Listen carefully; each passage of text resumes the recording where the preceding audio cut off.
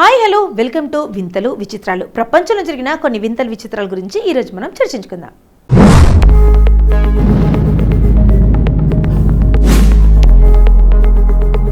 కొన్ని సంఘటనలు భలే గమ్మత్తుగా జరుగుతాయి.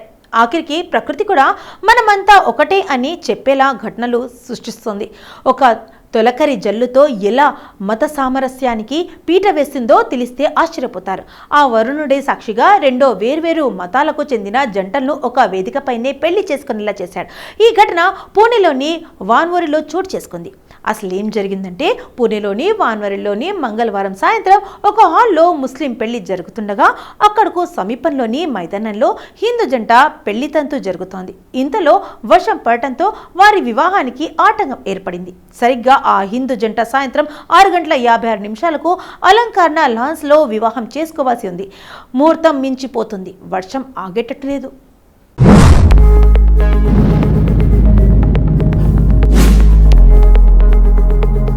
ఇక దాంతో ఒక్కసారిగా ఆ హిందూ వివాహ వేడుకల్లో గందరగోళం ఏర్పడింది. పక్కనే హాల్లో వలీమా అంటే ముస్లిం ఆచరణలో జరిగే పెళ్లి జరుగుతుంది. ఇక వాళ్లనే రిక్వెస్ట్ చేసి సప్తపది నిర్వహించాలనుకున్నారు కుటుంబ సభ్యులు. అందుకు ముస్లిం కుటుంబం కూడా అంగీకరించి వాళ్లు ఖాళీ చేసి వేదికను ఇచ్చారు. అలాగే హిందూ ఆచారాల కోసం చేసే ఏర్పాట్లకు ముస్లిం కుటుంబం సాయం కూడా చేసింది. ఒకరి సాంప్రదాయాలను ఒకరు గౌరవించుకుంటూ ఆ జంటలు ఘనంగా వివాహం చేసుకున్నారు. అంతేకాదు, రెండు వర్గాల ప్రజలు ఉమ్మడి విందును ఆనందంగా ఆస్వాదించారు. ఇక కొత్తగా పెళ్లైన ముస్లిం జంట మహీన్, మోమ్సిన్, కాజుల్ హిందీ జంట నరేంద్ర సంస్కృతిలో కలిసి ఫోటోలకు పోజులిచ్చారు. ఒక రకంగా ప్రకృతి మత సామరస్యంగా ఉండండిరా అని పిలుపునిచ్చినట్లుగా వేర్వేరు మతాలకు చెందిన ఈ జంటలను ఒక వేదికపైకి తీసుకొచ్చింది కాబోలు.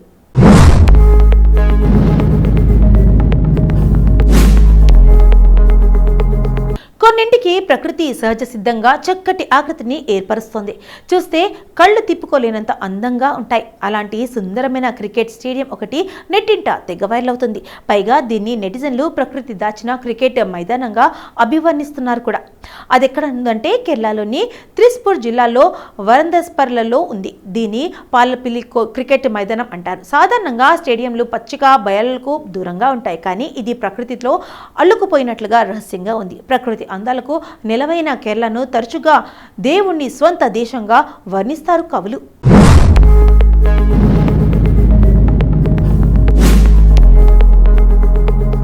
అందుకు తగ్గట్టు పచ్చని చెట్లతో ఆకర్షణీయంగా కనిపిస్తున్న క్రికెట్ మైదానం ఆ వర్ణనకు మరింత బలం చేకూర్చేలా ఉంది. ఈ మైదానం దశాబ్దాల కాలం నాటిదట. దీన్ని మొదట హారిసన్ మలయాళం కంపెనీ తన తోటలో కార్మికుల వినోదం స్థలాన్ని అందించడానికి సృష్టించింది. అప్పటి నుంచి ఇది ఉద్యోగులకు మాత్రమే కాకుండా స్థానికులకు అటవీడుపు స్థలంగా మారింది. అయితే దట్టమైన చెట్లతో కప్పబడి మారుమూల ప్రాంతంలో ఉండటంతోనే బయట ప్రపంచానికి అంతగా తెలియదని అంటున్నారు స్థానికులు. అయితే అందుకు సంబంధించిన వీడియోని ఇన్స్టాగ్రామ్లో ఇన్ఫ్లుయెన్సర్ శ్రీజిత్ ఇది అమెజాన్ రెయిన్ ఫారెస్ట్ కాదు అనే క్యాప్షన్తో షేర్ చేయడంతో నెట్టింట తెగ వైరల్గా మారింది.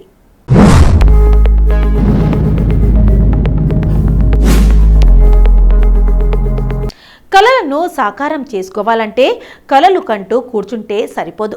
నాకేది కలిసి రావడం లేదంటూ నిట్టూరిస్తే కుదరదు. కష్టాలను కన్నీటి సుడిగుండంలా దాటాలి. అడ్డంకులు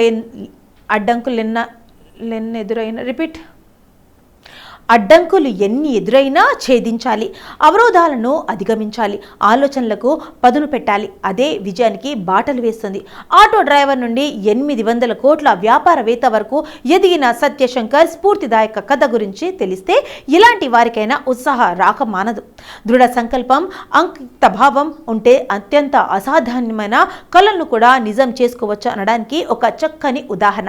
కర్ణాటకలోని దక్షిణ కన్నడ జిల్లాలోని బెల్లేరిలో ఒక పేద గ్రామ పూజారి 4 కుమారులలో 3వవాడు సత్యశంకర్. పేదరికం కారణంగా 12వ తరగతి తర్వాత చదువు మానేయాల్సి వచ్చింది. డ్రైవింగ్ లైసెన్స్ చేతిలో ఉండటంతో కేంద్ర ప్రభుత్వ స్వయం ఉపాధి పథకం కింద రుణం తీసుకుని ఆటో రిక్షా కొనుక్కున్నాడు.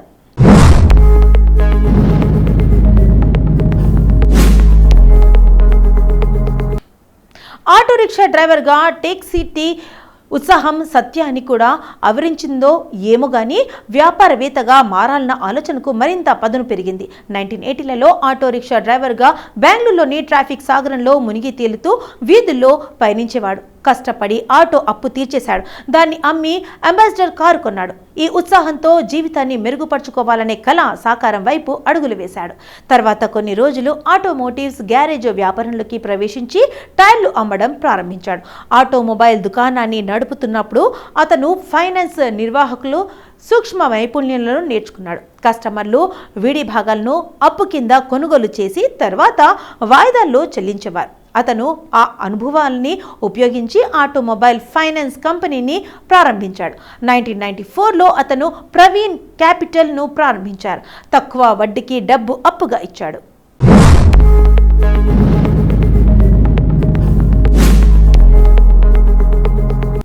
ప్రవీణ్ క్యాపిటల్ను ప్రత్యేకంగా నిలిపిన విషయం ఏమిటంటే అది కొత్త వాహనాలను మాత్రమే కాకుండా సెకండ్ హ్యాండ్ వాహనాలను కొనుగోలు చేయడానికి రుణాలు అందించింది. ఆ తర్వాత మరో సాహసోపేతమైన నిర్ణయం తీసుకున్నాడు. 2000లో పుత్తూరు సమీపంలోని నరిమెగురులో బిందు పేరుతో ప్యాకేజీ డ్రింకింగ్ వాటర్ కంపెనీని ప్రారంభించాడు. గ్రామీణులకు ఉద్యోగాల కల్పన, శుభ్రమైన నీరు అందించడమే లక్ష్యం. 2 ఏళ్లకు శంకర్ ఒక ప్రత్యేకమైన రుచితో కార్బోనేటెడ్ డ్రింక్తో వ్యాపారంలోకి దిగాడు. స్నేహితులతో ఉత్తర భారతదేశ పర్యటనలో అతను చూసిన సోడా అమ్మే దుకాణమే దీనికి నాంది. జీరా, ఉప్పు మిశ్రమంతో సోడా కలిపితే మంచి ప్రోడక్ట్ అవుతుందని లాభోత్సవాన్ని ఊహించాడు. అంతే 2002లో తన సొంత కంపెనీ ఎన్జీ కార్పొరేటర్స్ను స్థాపించాడు. తొలుత బిందు జీరా మసాలా సోడాను మార్కెట్లోకి వదిలాడు. కాలం గడిచే కొద్దీ బిందు జీరా మసాలా సోడా ప్రజాదరణ పొందింది. ఇలా AG company package drinking water స్కాన్స్ 55 ఉత్పత్తులను విక్రయిస్తోంది.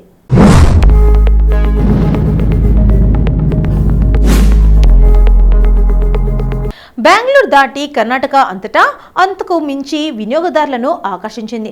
వ్యాపారం వేగంగా అభివృద్ధి చెందింది. ఇక వెనుక తిరిగి చూసింది లేదు. దాదాపు 20 ఏళ్ల కష్టం సత్యానికి గొప్ప సక్సెస్ను అందించింది. ఈ విజయం అంత తేలిగ్గా రాలేదు. సత్యశంకర్ స్థాపించిన ఎస్జీ గ్రూప్ బహుళ రంగాల వ్యాపారంగా ఎదిగింది. ఆహారం, పానీయాలు, ఆటోమొబైల్ విడి భాగాలు, ఆటో ఫైనాన్స్, సేంద్రియ వ్యవసాయం, పండ్ల ప్రాసెసింగ్ లాంటి రంగాల్లో విలువైన సేవలు అందించింది. ఫలితంగా ఎన్జీ గ్రూప్ వార్షిక టర్నోవర్ దాదాపు 800 కోట్లు. అంతేనా, ఆటో రిక్షాతో ప్రారంభమైన సత్య జీవితం ఇప్పుడు రోల్స్ రాయ్స్ ఫాంటమ్ 8 దాకా చేరింది. దీనికి ధర 11 కోట్లకు పైగా మాటే. మరో విషయం ఏమిటంటే సత్యశంకర్ కోసం ప్రత్యేకంగా తయారు చేయబడిన ఘనతను కూడా దక్కించుకున్నాడు. బెంగళూరు వీధుల్లో ఆటో నడపడం నుండి రోల్స్ రాయ్స్ వరకు అతని కథ నిజంగా ఆశ, ధైర్యం, విజయంతో కూడుకున్నది. ఆలోచనలకు, ఆవిష్కరణకు హద్దులు లేవన్న స్ఫూర్తికి నిదర్శనం.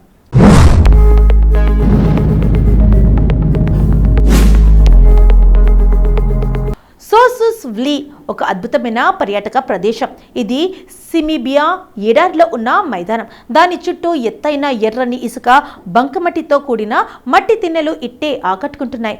వేళ్లను బట్టి, కాళ్లను బట్టి ఇవి అద్భుతమైన రంగులను సంతరించుకుంటాయి. రంగురంగుల మట్టి తిన్నెలతో కూడిన ఈ ప్రాంతం ఫోటోగ్రాఫర్స్ మెచ్చే ప్రత్యేకమైన ప్రదేశం.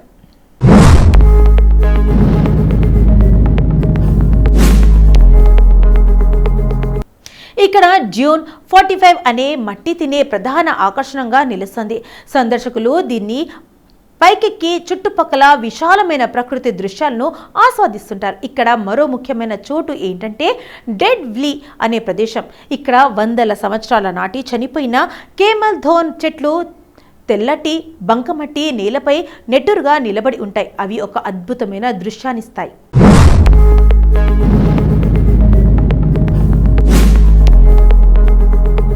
సో చూసారు కదండి, ఇవాళ మన వింతల విచిత్రాలు, ప్రపంచంలో జరిగిన కొన్ని వింతల విచిత్రాల గురించి ఈ రోజు మనం చర్చించుకున్నాం కదా. మరి రేపటి ఎపిసోడ్లో మళ్ళీ కలుద్దాం. అంటే టేక్ కేర్, బై.